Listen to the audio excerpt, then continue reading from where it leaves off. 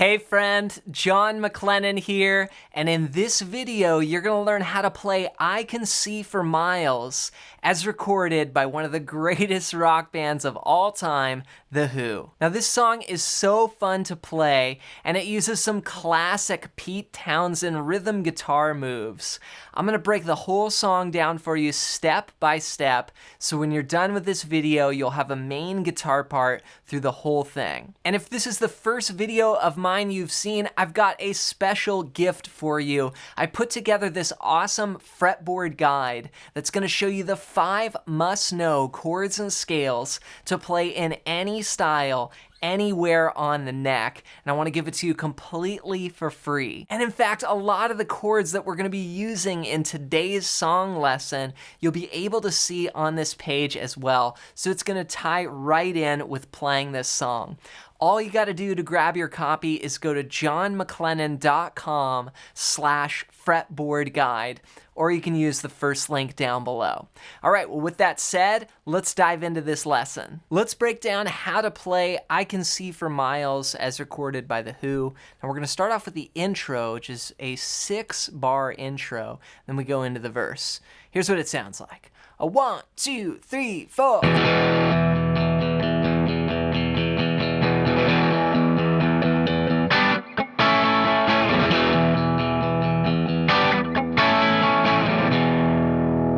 Roger Daltrey comes in right there with the vocals. So what this is primarily an E sort of drone here. We're going to play an E5, which is just one finger, open to 2 there on the low 3 strings. So the 6th string, the 5th string, and the 4th string. And then we're going to keep an 8th note rhythm going on that low E.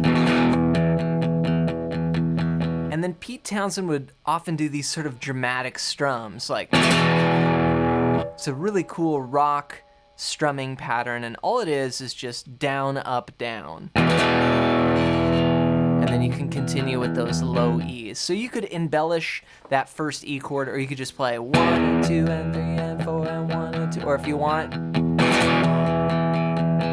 you can do those extra little flurry strums in there. Then we go.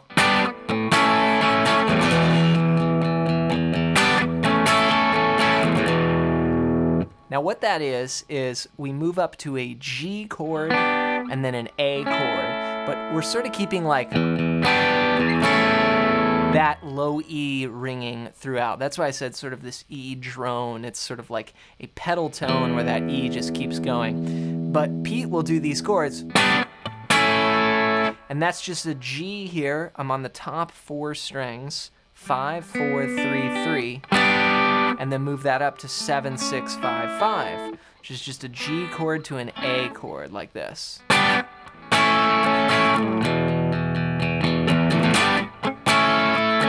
Now, throughout the song, he'll use these chords. Here at the top, we're pushing that A chord. So 1 and 2 and 3 and 4 and that's down on the G chord on the downbeat. 1 and 2 and then the A comes in on the and a 2. 1 and 2 and 3 and 4 and back to E. Then again. Then the vocals come in for the verse. Now once the verse starts, we play that 3 times. So we go. Second time. Third time. After the 3rd time, we play 2 bars of the E. And then we go into the hook. I can see for miles and miles and miles. Here's what that sounds like.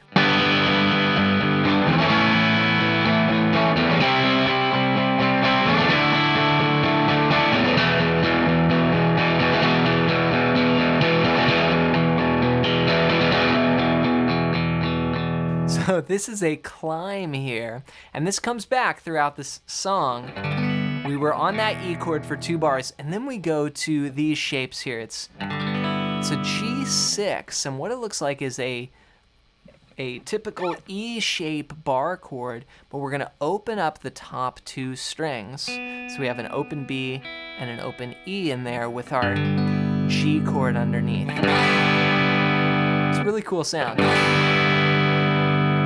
And we're blending those fretted notes with the open strings. Then we move it up 2 frets, and it actually becomes an A add 9 chord. Here it's a G6. Here it's an A add 9. From there, we go to a C major 7, which is, it looks like a C power chord here, 3, 5, 5, but then again, we're keeping the open B and the open E strings in there. Just as more open goodness ringing out. And then we bring that up 2 frets. Looks like a D power chord, but with the B and the E in there, that's the 6th of the chord and the 9th of the chord. So we'll call that a D6-9 chord. So we got C major 7 to D6-9. So all together, here it's gonna sound like this.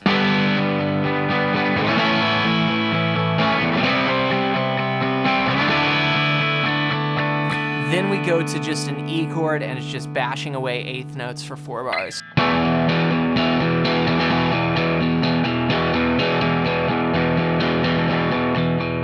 And I threw in some of those little flurry strums. It's really like a 16th note rhythm there on the last part of beat 4, like 1 E and a 2 E and a 3 E and a 4 E and a 1 and 2 and 3 and 4 and a 1 and 2.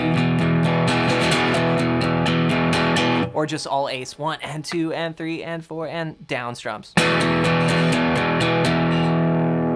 So again, the lyric reference is, I can see for miles.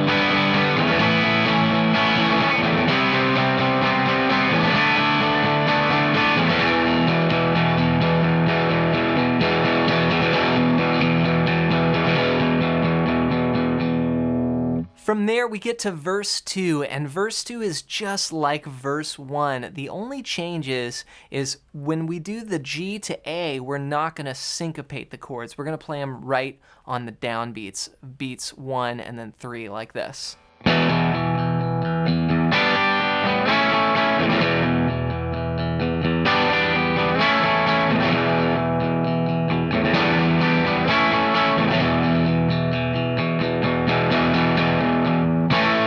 We have a little change there. So verse 2 is the same thing. E, 1 and 2 and 3 and 4, and then G for 2 beats, 1, 2, then A for 2 beats, and then back to E. We'll do that 3 times.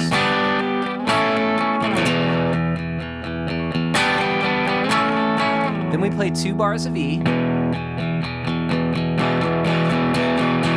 Then we have these whole notes where we go.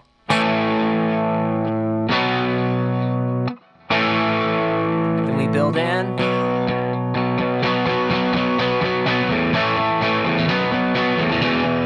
I can see for miles and miles. I can see for miles and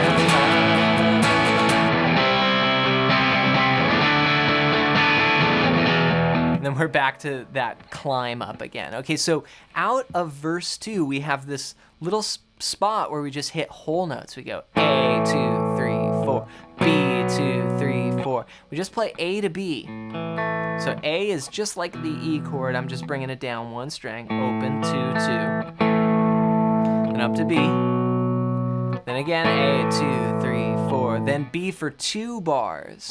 So far here, each chord was lasting 1 bar. 1, 2, 3, 4. Whole notes, 2, 3, 4. 1, 2. Then we have 2 bars of B, but we're gonna build in. So we're gonna start adding more rhythm. 1, 2, 3, 4, 1, 2, and 3. And then I can see for miles and miles. This is the chorus section here. We're gonna play A to B to E. The A to B are gonna be in 1 bar, so we'll split that bar like this. And then we'll play a full bar of E. So. Do that again. Then we tie it in with what we played earlier.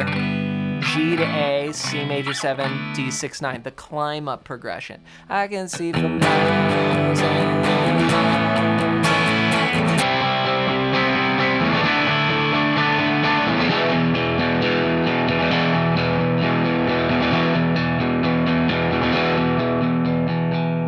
Then we go back and we do another verse. So let me recap all of that. This is from, you could either think verse 2 or verse 3, and then into the chorus. Here we go. 1, 2, 3, 4. 3 times here.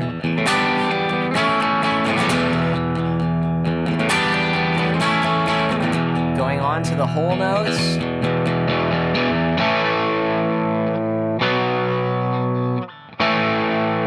Building. Chorus. I can see from miles and miles. Big climb. I can see from miles.